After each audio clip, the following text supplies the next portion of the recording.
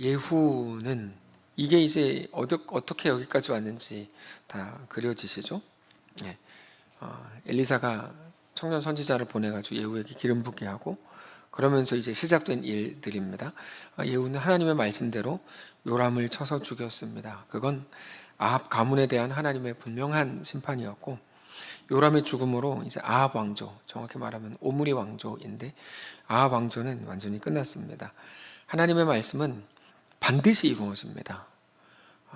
시간의 문제이고 방식의 문제일 수는 있는데, 문제라고 하는 것도 사실은 우리 생각에서 생각해 볼 때 우리 기대와 다르고 우리 예상과 달라서 우리가 문제라는 말을 쓸 수는 있지만, 어쨌든 그건 우리가 잘못되고 우리가 틀렸다는 말밖에 되지 않죠. 어쨌든 하나님의 말씀은 반드시 이루어집니다. 우리를 향한 하나님의 모든 은혜와 약속도 반드시 이루신다는 걸 우리가 알아야 됩니다. 그럼에도 우리가 그 한 가지 전제, 하나님의 말씀은 반드시 이루어진다, 하나님 나와 함께 하신다, 하나님이 완전하시다, 그 전제를 가지고 있음에도 불구하고 어떤 상황이 딱 되면 우리는 불안해지고 두려워집니다. 여기서 이제 불안하다는 말은 하나님께는 사실 믿지 못한다는 말과 같습니다.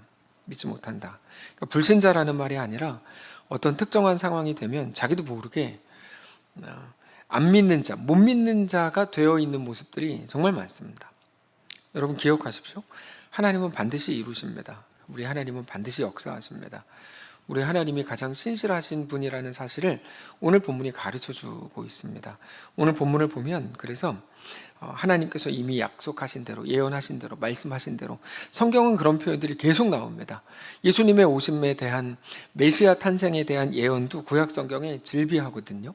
그냥 메시아가 딱 오셔가지고 우리를 구원하신 게 아니라 예수 그리스도 오신다, 메시아 오신다, 계속 예언이 된 상태에서 예수님 오시는 거죠.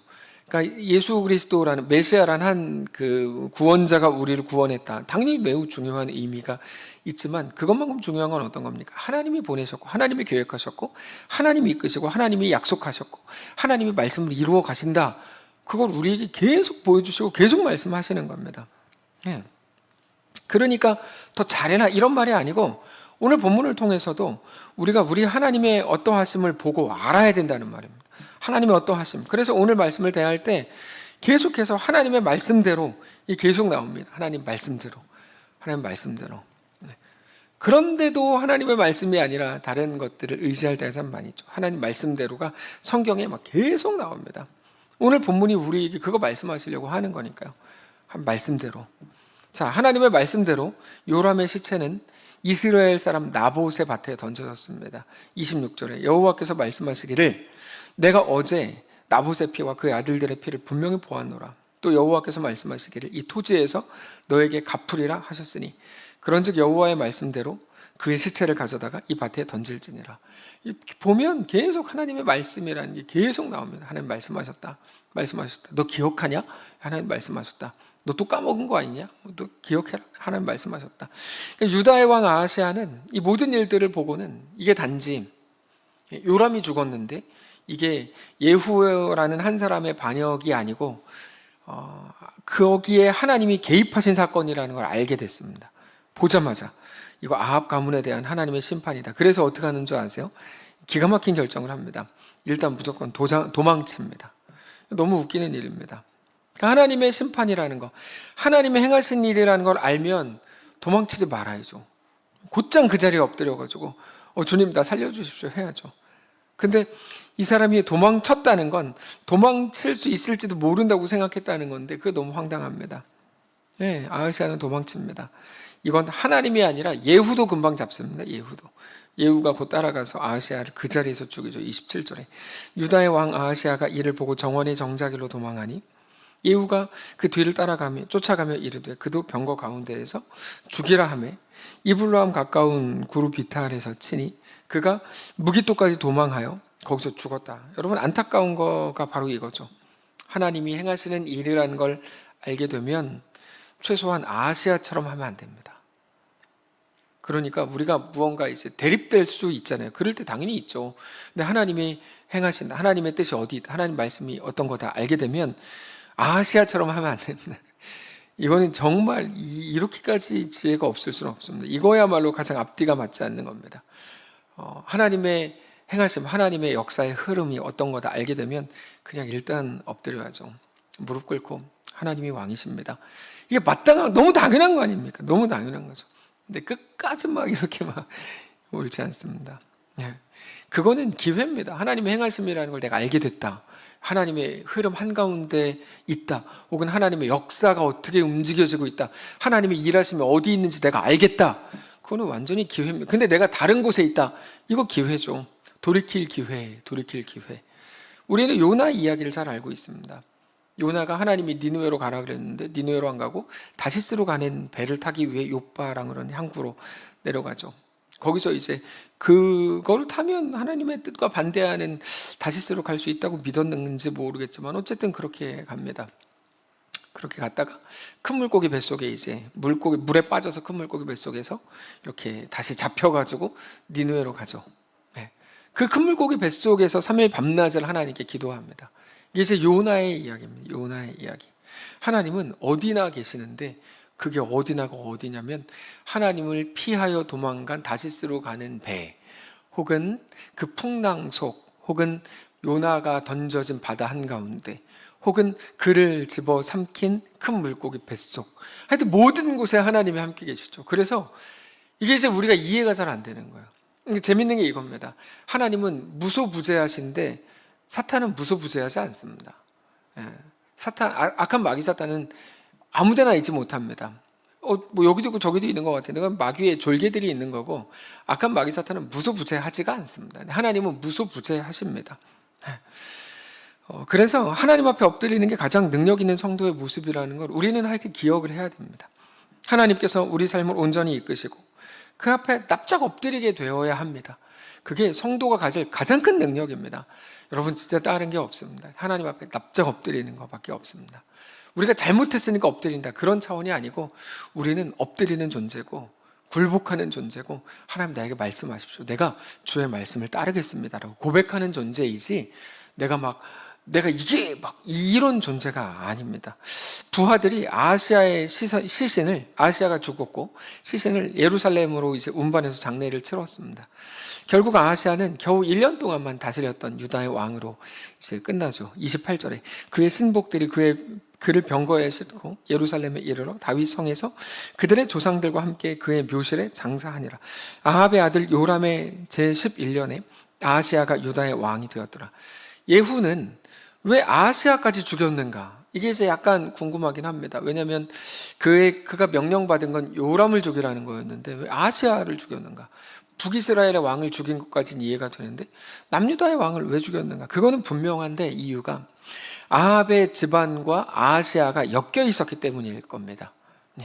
우리가 누구와 함께 있는가가 매우 중요합니다. 그래서 아합의 집안을 싸그리 죽이는 그 일에서 아시아까지 죽임을 당할 수밖에 없었던 거죠. 누구랑 같이 있는가, 여러분, 이거 굉장히 중요합니다. 이거를 시편에서 이렇게 표현하죠. 복 있는 사람이라고 말하면, 복 있는 사람은 악인들의 꾀를 따르지 않고 죄인들의 길에 서지 않고 오만한 자들의 자리에 앉지 않고. 그래서 여러분, 오만한 자들, 죄인들, 악인들이 많은 곳에서는 왕따 당하는 게 맞습니다. 그게 잘하는 겁니다. 그러니까 자꾸 사람들이 저는 왕따가 싫어요 근데 왕따가 좋고 싫고를 다 떠나가지고 하나님 편에 있는가 아닌가가 진짜 제일 중요한 문제이죠. 복 있는 사람은 여기 보면 악인들의 꾀를 따르지 않는다, 왕따죠. 죄인들의 길에 서지 않는다, 왕따죠. 오만한 자들의 자리에 앉지 않는다, 왕따죠. 그러니까 우리가 지금 이 시간에 세상 사람들과 같이 있지 않고 여기 와 있는 우리 이제 왕따들이 복 있는 사람인 거죠. 그러니까 불만 있는 사람들과 대화하는 일은 매우 힘든 일입니다. 굳이 왜 대화하고 있어요? 귀를 막고 입을 닫으면 돼요. 굳이 같이 있을 필요도 없어요. 그래도 그들과 같이 합력을 해가지고 그럴 필요가 전혀 없어요.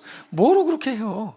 그냥 자기도 그냥 같이 들어온 거 묻는 겁니다. 그럴 필요가 하나도 없습니다. 그들의 불만이 어느새 우리에게 자리 잡는 거 금방 발견하게 됩니다. 하나님을 사랑하는 자들과 하나님을 뜨겁게 사랑하는 자들. 그래서 그 어떤 것도 하나님을 사랑하는 것 때문에 늘 두 번째 이유가 되는 사람들과 같이 하십시오. 그렇게 하기에도 시간이 부족합니다. 그리고 그게 얼마나 큰 유익인지 조금만 생각해 보면 쉽게 압니다. 여러분, 이건 굉장히 중요한 일입니다. 끼리끼리 있으라는 말은 아닙니다. 그러나 동시에 모든 관계를 선교적인 관계로 만들면 안 됩니다. 그래도 내가 있어서 저 사람들 변화시켜야죠. 여러분, 그거는 꿈도 큰 겁니다. 그런 일을 거의 없다고 보셔도 됩니다. 내가 그 안에 있어서 그들이 변화시킨다고요? 그렇지 않습니다. 그렇지 않습니다. 이게 이제 선교적인 관계로 내가 들어간다, 이런 의미인데, 예를 들면 이거죠. 예수 안 믿는 사람과 왜 사귀냐? 그럼 선교는 어떻게 합니까? 이런 사람들이 있어요. 나는 안 믿는 사람과 선교의 차원에서 사귀는 겁니다. 말도 안 되는 소리입니다. 이런 말도 안 되는 소리가 어디 있습니까? 그건 스스로를 너무 크게 생각하는 겁니다. 우리는 선교하는 사람 이전에 하나님의 은혜로 생존하는 작은 존재라는 걸 알아야 됩니다. 우리가 그런 존재예요. 시편 1편에 하나님의 말씀을 기억해야 됩니다. 복 있는 사람은 악인들의 꾀를 따르지 않고 죄인들의 길에 서 있지도 않고 오만한 자들의 자리에 앉지도 않습니다. 오늘 하나님의 사람들로부터, 하나님의 말씀으로부터 우리는 공급을 받아야 살 수 있는 사람들이지, 우리가 막 다 준비가 돼가지고 막 검은 사람들, 여기서 말하는 검다라는 건 피부 색깔을 말하는 게 아닙니다. 검은 사람들 한가운데 가서도 나는 아무 문제 없어. 그렇지 않습니다. 우리는 매일 매순간을 공급받아야만 살 수 있는 존재입니다. 우리가 어떤 존재인지 알아야 돼요. 근데 예후가 행한 모든 일과 요람의 모든 일들을 나중에 어떻게 되죠? 오늘 본문을 보니까 아합의 아내였던 이세벨이 들었어요. 이제 이세벨은 이스라엘, 그러니까 자기가 나봇에게서 빼앗은 포도원에 있는 그 땅에서 예후를 기다리고 있었어요. 자기도 죽을 거라는 거 당연히 알고 있었죠. 기다리고 있었습니다. 근데 이 여자가 진짜 무서운 여자입니다. 얼마나 독하냐고 센 여자냐면 겸손합니다. 하나님을 향한 두려움은 하나도 없는 사람이었습니다. 모든 남자들은 이세벨, 이런 여자랑 결혼하지 않기를 진짜 금식하면서 기도해야 됩니다. 이 여자 진짜 무서운 여자입니다. 이런 여자랑 결혼하지 않는 게 복입니다. 물론 여자들도 그지 같은 남자랑 결혼하지 않는 게 복이죠. 똑같은 겁니다. 이세벨은 마지막까지 눈화장을 짙게 하고 머리를 아름답게 꾸미고 예후를 기다리고 있었어요. 저는 여기 30절을 읽는데 소름이 돋았어요. 소름이. 무서운 여자입니다. 독한 여자. 그리고는 끝까지 담대한 척을 하죠. 30절에 예후가 이스라엘에 오니 이세벨이 듣고 눈을 그리고 머리를 꾸미고 창에서 바라보다가, 정확히 나오잖아요. 예후가 문에 들어오매 이르되 주인을 죽인 너 시므리여 평안하냐. 그러니까 사실 이세벨은 자기 죽음을 앞두고 당연히 두려워하고 있었을 겁니다. 두려움이 이제 다시 나오죠. 두려움. 아마 이세벨이 화장을 하고 머리를 올린 그것은 두려움을 표시내지 않으려고 그렇게 한 거일 가능성이 상당히 높습니다. 근데 왜냐면 이제 개들도 무서우면 막 더 짖으니까요. 이세벨이 그러고 있는 거죠. 근데 이세벨은 전혀 예상하지 못한 방식으로 죽임을 당해요. 32절. 예후가 얼굴을 들어 창을 향하여 이르되 내 편이 될 자가 누구냐 하니 두어 내시가 예후를 내다보는지라. 이르되 그를 내던지라 하니 내려 던짐에 그의 피가 담과 말에게 튀더라. 예후가 그의 시체를 밟으니라. 이세벨은 자기의 마지막이 되게 장렬할 줄 알았겠죠. 그렇지 않아요. 배신자들에게 그냥 던져짐을 당해서 끝나버렸죠.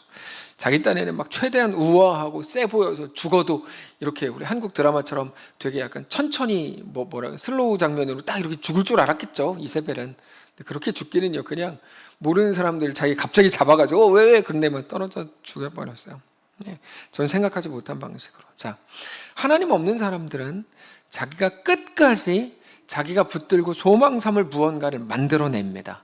여러분, 우리가 아침 경건회를 통해 확인하듯이 이사야서에 계속 그런 내용이 이제 반복적으로 나오는데, 너가 만든 소망이 너를 죽인다. 이겁니다. 유다의 방백들을 애굽으로 보내서 아수르로부터 살아보려고 발버둥을 치죠. 근데 애굽이 유다를 죽이는 거죠. 여러분, 우리가 완전히 똑같습니다. 우리는 끝까지 소망 삼을 무언가, 내가 살아볼 무언가를 하여튼 끝까지 붙들어 놓고 만들어 놓는데 그게 우리를 죽입니다. 그건 영적 원리입니다. 반드시 영적 원리입니다. 왜 그런가 하면, 우리가 왜 그런 것들을 만들어내는가 하면 두려움을 느끼기 때문입니다. 그래서 눈에 보이는 무언가를 만들어내는 거예요. 그래서 10계명 중에 1계명이 우상 숭배하지 말라, 2계명은 뭐라 그랬죠? 우상의 형상을 만들지 말라가 그것 때문입니다. 눈에 보이는 무언가를 계속 만들어내려고 하는 거죠. 근데 고린도후서 5장 7절에서는 신자는 보이는 길이 아니라 믿음으로 걷는 자들을 다 우리가 잘 알고 있지 않습니까?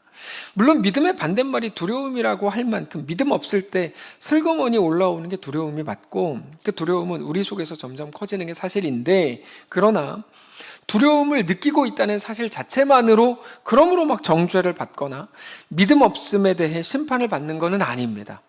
이게 재밌죠. 야, 두려워하지 말라 이야기하면서도 두려움 자체를 가지고 우리가 막 이렇게 비난받거나 그렇지는 않을 수 있다는 거예요. 우리 모두는, 왜냐하면 언제 어떤 경우에 두려움을 느낀다고 해도 전혀 이상하지 않을 만큼 연약하고 부족한 자들이라는 것을 하나님이 아시기 때문입니다. 더 중요한 건 그 어떤 것에 또 두려워하지 않는다면 자기가 하나님 돼서 살게 될 겁니다.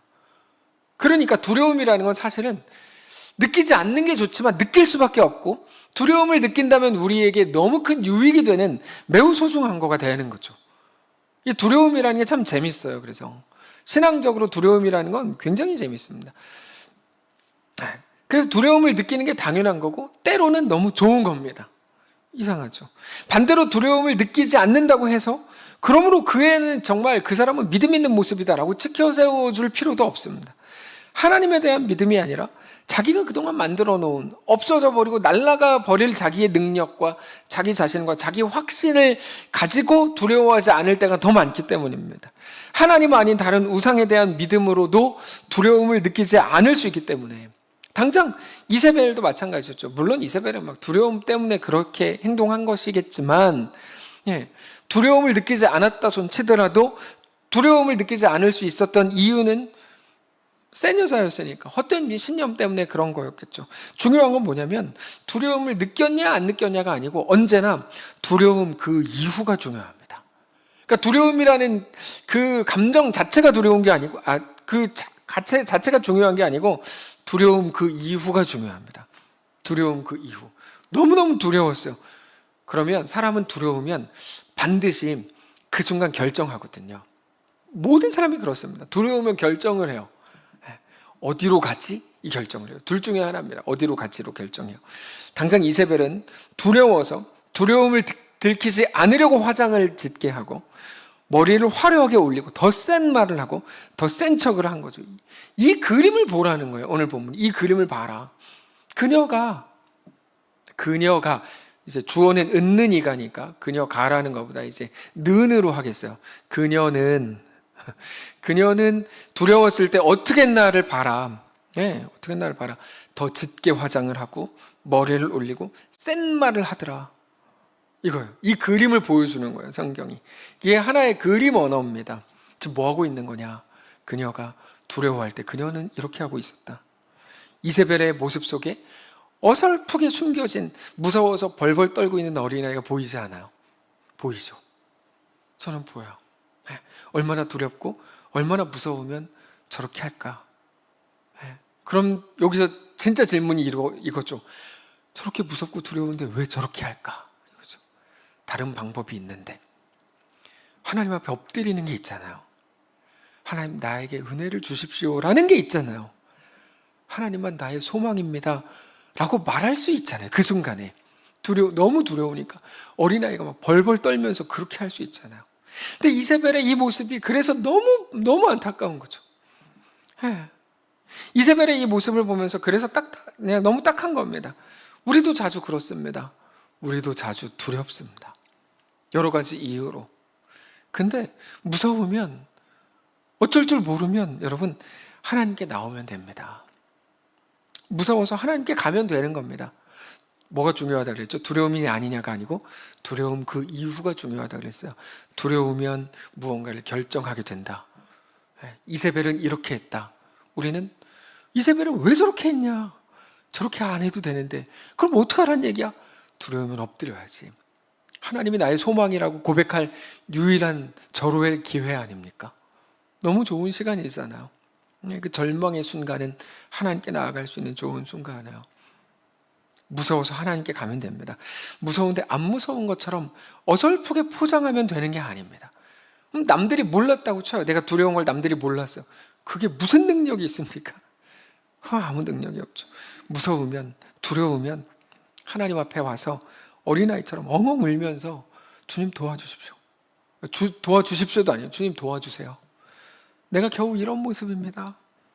오직 하나님만 나의 왕이요 전부입니다. 내가 몰리니까 이제 알겠습니다. 내가 회개합니다. 이제 주님 앞에 온전히 서기를 원합니다. 이렇게 해야 됩니다. 이게 신앙입니다. 신앙은 뭐 거대하고 멋있고 막 대단하고 막 열방을 그렇지 않습니다. 신앙은 그런 장렬하고 막 장엄한 게 아닙니다. 신앙은 어떻게 보면 매우 찌질한 겁니다. 그냥 끝까지 몰려서 세상에 나만 남았네 그러면서 하나님께 엎드려서 주님 나 어떡하죠? 이게 신앙입니다. 신앙은 두려워하지 않는 게 아니라 두려워서 하나님께 나아가는 겁니다. 신앙은 그래서 멋있는 게 아니고 신앙은 그냥 뭐라 그럴까요? 투명한 겁니다. 하나님이 전부라고 그냥 고백할 수밖에 없는 겁니다. 하나님만 나의 소망이신 것, 하나님만 나의 구원이신 것, 하나님만 나의 피난처이신 것, 피할 바위시고 나의 모든 것 되시는 분인 것을 비로소 알게 되고 고백하게 되고 믿게 되는 겁니다. 이게 신앙이죠. 평소에 알고 믿으면 좋겠죠. 좋을까요? 좋겠죠. 근데 실력이 안 될 때가 더 많은데 그럼 두렵겠죠? 예, 그 두려울 때, 염려가 있을 때 주께 나아가는 겁니다. 근데 이세벨을 보십시오. 이세벨 뭐 하고 있습니까? 울지 않잖아요. 여러분, 신앙에서 최악이 바로 이겁니다. 나는 내 우는 모습을 보여주기가 싫어.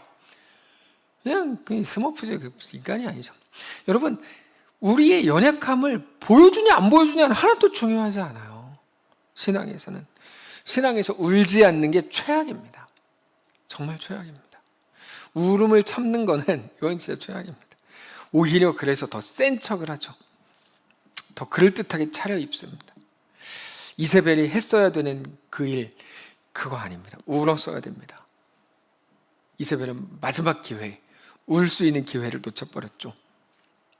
끝내 울음을 참았죠.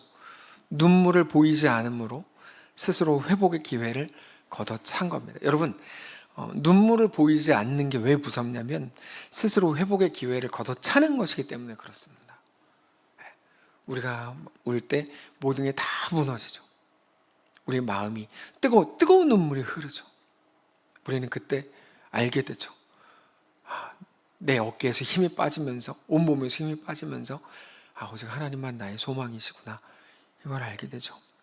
예전에 다이애나 왕세자비가 죽었잖아요. 파파라치들 하여튼 뭐 여러 가지 음모론이 있는데 영국에서.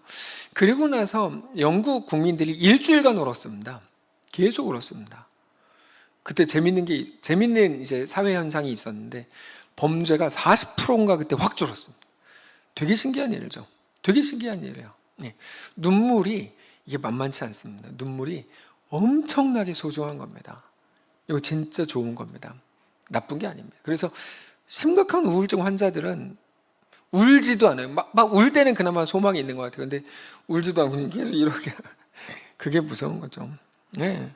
여러분, 우리는 하나님 앞에 나와서 울어야 됩니다. 뭐라고 울어야 되죠? 무섭다고 울어야 됩니다. 무섭다고. 네. 힘들다고 울어야 되고 아프다고 울어야 됩니다. 그렇게 해야 됩니다. 신앙을. 하나님밖에 없다고 울어야 됩니다. 근데 그거를 하질 않아요. 성경의 역사상 가장 잘 울었던 사람이 누군 줄 아세요? 뭐 예레미야라고 하겠죠. 예레미야 애가가 있으니까. 맞겠죠, 예레미야. 근데 사실 다윗입니다. 다윗은 늘 울었어요. 하나님이 도움이시기를 간절히 원했어요. 여러분, 다윗과 사울 중에 누가 더 세상 사회적으로 윤리적으로 옳은 사람이죠? 사울이 더 옳은 사람일 거예요. 네. 객관적인 지금 시대로 이렇게 막 뉴스에 나오고 막 이렇게 공개되는 거 보면 사울 왕이 훨씬 더 윤리적이고 도덕적인 사람일 겁니다. 그런데 하나님께서 진짜 사랑하신 사람은 다윗이죠. 차이는 단순합니다.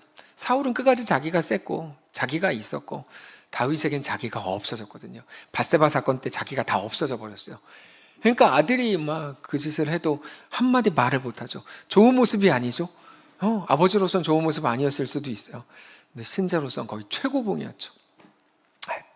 정말 멋있는 모습들을 자기가 했던 두 가지 일을 자기 자식들이 둘이 나누어서 이제 하죠. 뭐 범하고 그 다음에 또 뭐 죽이고. 근데 그때 아무 말도 못하죠. 자기가 다 비워지고 다 없어졌거든요. 그게 다윗이었어요.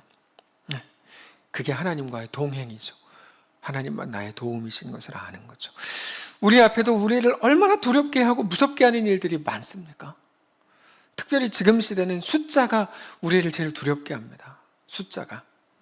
뭐 암이 발병할 확률이 뭐 몇 프로고, 이혼율 뭐가 어떻고, 뭐 자녀들이 건강하게 자라지 못할 확률이 뭐 어떻고, 매일 뭐 숫자 갖고 왕따는 당하지 않을, 병은 안 걸릴지, 문제는 없을지, 사실 모든 일들이 우리를 다 두렵게 만듭니다. 네. 그래서 우리에게 기회가 되는 거예요. 우리가 정말 믿음이 있을 때에도 두려울 수 있습니다. 너무 두렵다고 막 자책하고 나 왜 이렇게 믿음이 없어 막 이렇게 정죄할 필요가 없습니다. 다만 두려움 그 이후 두려워서 어떻게 하느냐가 문제의 핵심입니다. 두려울 때 두려워하지 않으려고 하지 마시고 두려워서 하나님께 나오셔야 됩니다. 두려워서. 그게 우리가 할 일입니다. 지금 시대와 우리 지역을 잘 보세요. 오히려 교회가 사라져가는 지역이고 사람이 빠져나가는 지역이고 당연히 그런 곳입니다. 우리는 외국어를 못하는데 외국인들이 더 많고 젊은이들이 없습니다. 당장 학교에 아이들이 너무 적고 유치원에는 저 얘기 들어보니까 다 외국 아이들만 있는 유치원이 그나마 있고 한국인 유치원이 뭐 있는 초등학교 유치원은 뭐 없습니다. 그런 곳에 이제 우리 교회가 입장이 있죠. 아이들 부서는 여기서 뭐를 할 수 있을까? 두렵죠. 근데 여기서도 막 으쌰으쌰하고 뭐 할 수 있어 막. 여러분 그거는 진짜 아닙니다. 그렇게 하면 안 됩니다. 우리는 다 할 수 있어 막 이렇게 하면 안 됩니다. 두려워야죠. 야 두렵다. 이거 뭐냐? 지금 시대가 뭐냐? 이거 어떡하냐? 여러분 이게 맞습니다. 이게 맞습니다. 당장 이런 생각을 하면 두려움이 올라오죠. 우리는 진짜 뭐 할 수 있을까요? 단순하죠. 할 게 없습니다. 네, 아니죠. 할 게 너무너무 많죠. 하나님 앞에 나아갈 수 있잖아요. 근데 그 마음을 갖지를 못해요. 하나님의 도우심을 구해야 되는데 그걸 안 해요. 왜냐하면 할 수 있다고 생각하니까. 그래서 이게 긍정의 힘이 무지 무서운 거예요. 신앙을 막 다 야금야금 파먹는 병균과 같은 거예요. 네. 하나님께 나아가서 도움을 요청하고 하나님만 나의 소망입니다 고백해야 될 그때 다 자기가 다 막 할 수 있대요. 막 뭐 열심히만 하면 막 된대 막. 그러니까 이게 얼마나 부족한 겁니까? 자, 우리가 할 일이 많습니다. 어떤 일을 하죠? 하나에게 집중하고 그럼 그때 깨닫죠. 아, 내가 진짜 부족하구나. 하나님의 은혜가 아니면 안 되는구나.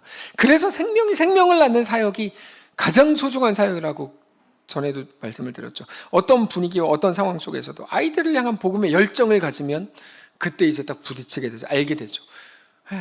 계속 연락하고 데리러 가고 뭐 품어주고 그러면 됩니다. 할 일이 그런 거죠. 근데 그거는 이미 우리 주님이 우리에게 행하신 일입니다. 그거를 아니까 최소한 할 일만 하고 쉰다. 그 말이 안 되죠. 더 끈질기게 예수 그리스도를 소개하고 더 알려주고 교회로 초대하고 그리스도가 나를 위해 어떻게 오셨고 어떻게 행하셨는지를 더 잘 아니까 그렇게 한 생명을 위해 나를 구원하신 예수 그리스도를 기억하면서 다가가죠. 지난 송구영신 예배 때 1년에 한 사람씩 태신자를 마음에 품고 주께 전도해야 된다. 하자. 생명이 생명을 낳는 사역을 하지 않는 건 말이 안 된다 말씀을 드렸습니다. 누구 전도할지 마음에 정하셨어요?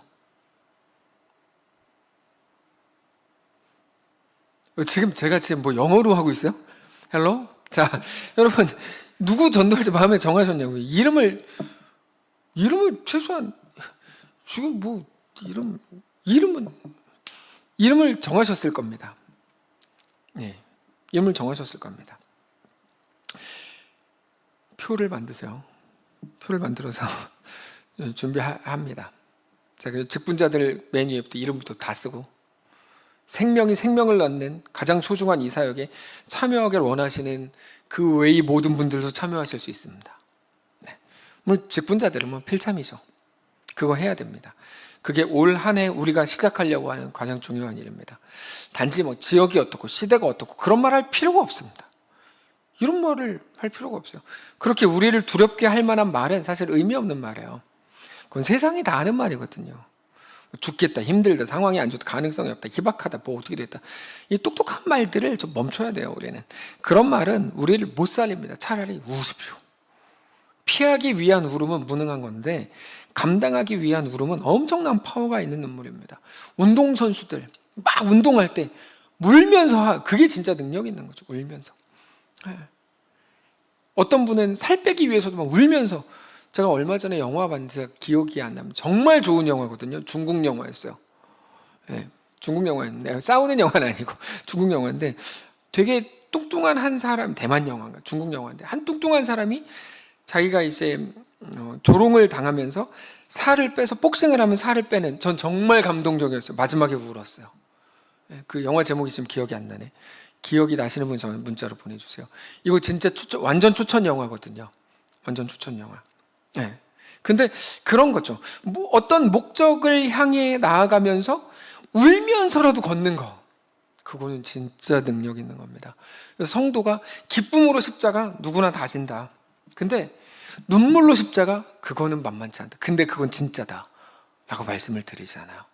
제가요, 상황이 되면 할게요. 그게 웃기고 있는 거예요. 그러니까 기쁨으로 십자가는 지겠는데 눈물로는 안 지겠다는 거거든요. 그건 십자가가 아니에요. 그럼 예수님 막 히덕거리면서 십자가 지시고 가셨습니까? 골고다 언덕에? 그렇지 않죠. 네. 감당하기 위한 울음은 엄청난 파워가 있는 겁니다. 맵고 뜨겁게. 딱 나왔네요. 맵고 뜨겁게.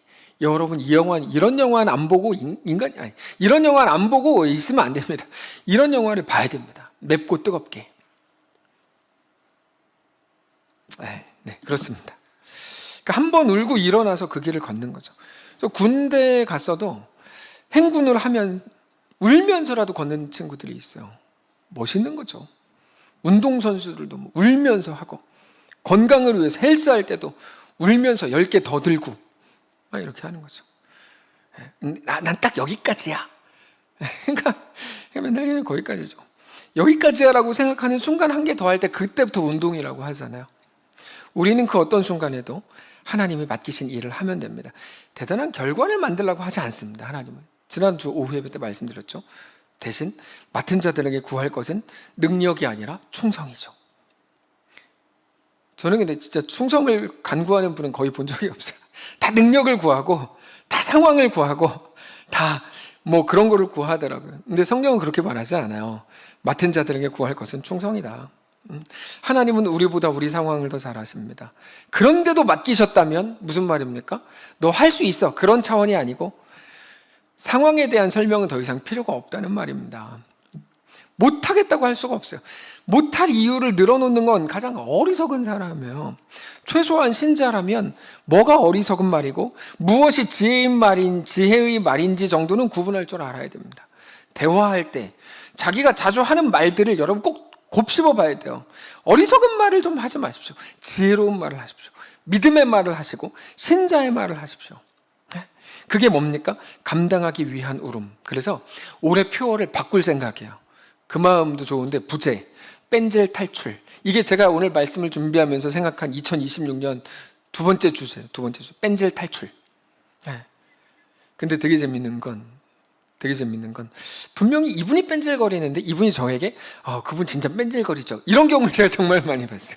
그래서 이거는 진짜 이거 진짜 재밌다. 이렇게 제가 많이 느꼈어요. 그게 맡은 자들에게 구할 것은 충성이라는 말의 의미입니다. 그래서 가장 혐오스러운 말은 못하겠다는 설득입니다. 여러분 기억하십시오. 가장 혐오스러운 말이 뭐냐고요? 못할 수밖에 없다는 것에 대한 설득. 나는 이래서 못합니다. 이게 이제 가장 혐오스러운 말이에요. 여러분의 얼굴이 혐오스러운 것보다 그게 아니고 더 혐오스러운 건 그 말들이에요. 그건 나쁜 말입니다. 처음에 하나님의 말씀은 너무 신실하게 다 이루신다고 말씀드렸는데 그 하나님의 신실하심의 결과가 우리의 오늘입니다. 오늘 우리는 이 예배를 통해 하나님께 나아가고 있고 이거야말로 가장 강력한 증거입니다. 하나님 살아계시고 우리와 함께 하신다는 증거. 왜죠? 우리는 그렇게 불안했고 두려웠고 망할 것 같았고 아팠고 쓰러졌고 외로웠고 힘겨워서 다 끝날 것 같았는데 우리는 지금 어떻게 하고 있습니까? 예배를 통해서 하나님을 높이고 있고 하나님을 사랑한다고 고백하고 있고 하나님께 또다시 은혜를 구하고 있습니다. 그분이 우리 하나님이십니다. 무슨 말이죠? 하나님의 말씀이 우리 삶에 다 이루어집니다. 네? 맡은 자이시라면 자꾸만 다른 얘기할 필요가 없습니다. 충성을 구하십시오. 충성을 간구할 게 우리가 할 일입니다. 실제로 성경을 보면 두려워서 하나님께 나온 사람들이 너무너무 많습니다.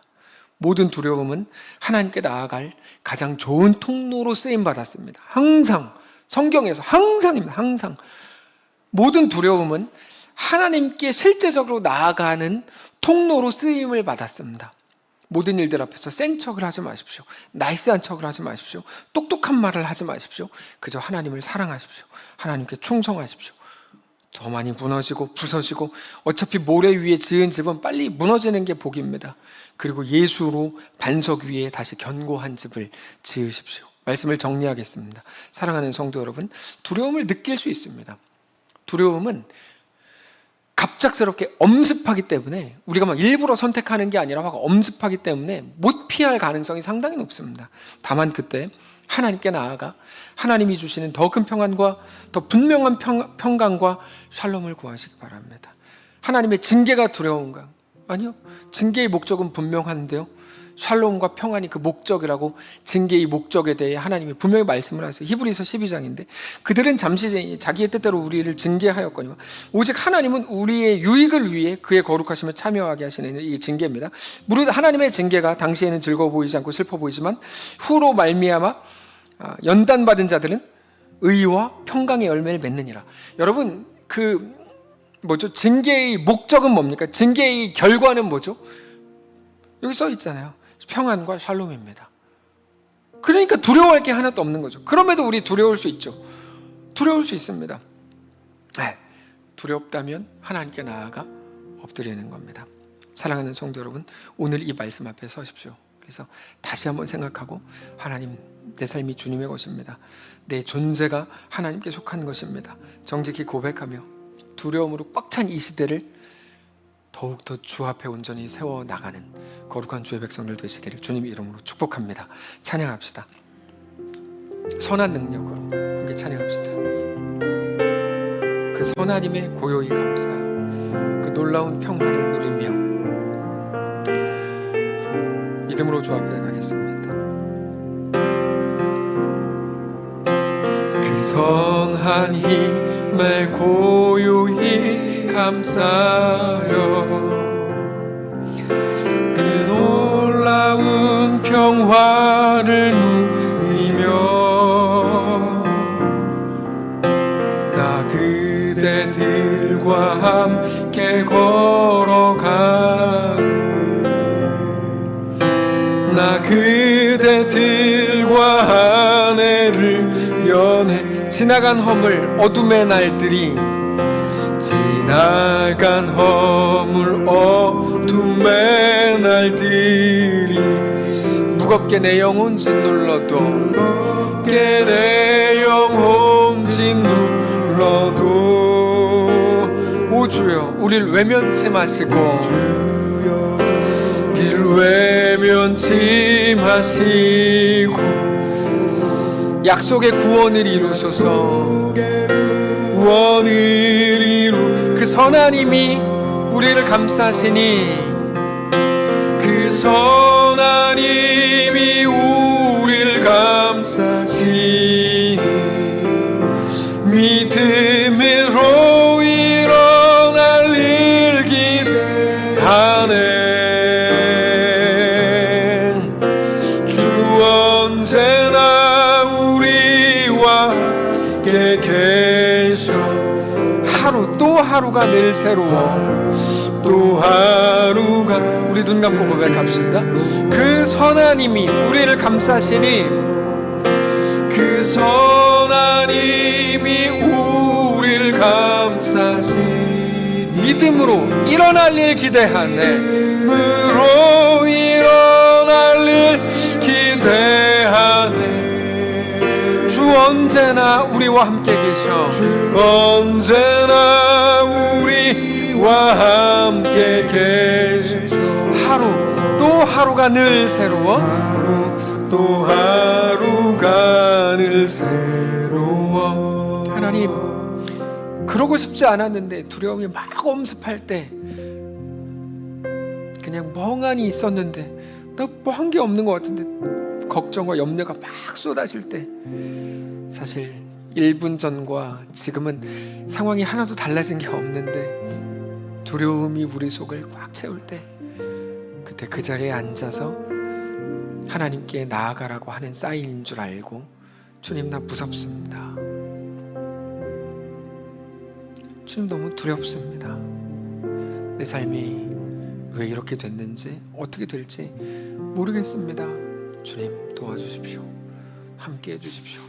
내 아버지가 되어주십시오. 은혜를 주십시오. 내 소망이 되어주십시오. 내 피할 바위가 되어주십시오. 피난처가 되어주십시오.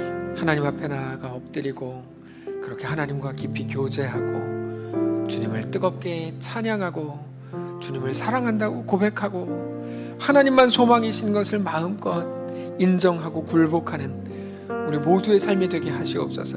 그래서 우리를 무너뜨리려고 다가온 그 어떤 것들조차 무너뜨리지 못하는 것을 늘 경험하게 하시고 하나님으로 인해 세워지고 또 회복되고 다시금 주님을 뜨겁게 사랑하는 자들로 변화되어가는 우리 이번 한 해가 될 수 있도록 인도하여 주시옵소서. 하나님, 특별히 이번 한 해 동안에 우리가 최소 한 사람 이상을 마음에 품고 그 사람에게 복음을 전해야지 라고 마음을 먹을 때 우리 모두에게 담대함을 허락해 주시고 우리에게 할 말을 넣어 주시고 우리에게 하나님의 마음을 허락해 주시고 그렇게 우리 평생 하나님께 들고 갈 가장 중요한 증거들, 가장 자랑할 만한 자랑들을 만들어내는 우리 모두가 되게 하시고 그렇게 우리 주님과 믿음으로 동행하는 그렇게 살아있는 가정, 살아있는 성도, 살아있는 교회가 되게 하여 주시옵소서. 우리에게 허락된 또 3일간의 시간을 주님을 사랑하며 동행하게 하시옵소서. 우리 주인 되신 살아계신 우리 주 예수님의 이름으로 기도합니다. 아멘. 하늘에 계신 우리 아버지여, 이름이 거룩히 여김을 받으시오며 나라가 임하시오며 뜻이 하늘에서 이룬 것 같이 땅에서도 이루어지이다. 오늘 우리에게 일용할 양식을 주시고 우리가 우리에게 죄진 자를 사하여 준 것 같이 우리 죄를 사하여 주시고 우리를 시험에 들게 하지 마시고 다만 악에서 구하시옵소서. 대개 나라와 권세와 영광이 아버지께 영원히 있사옵나이다. 아멘.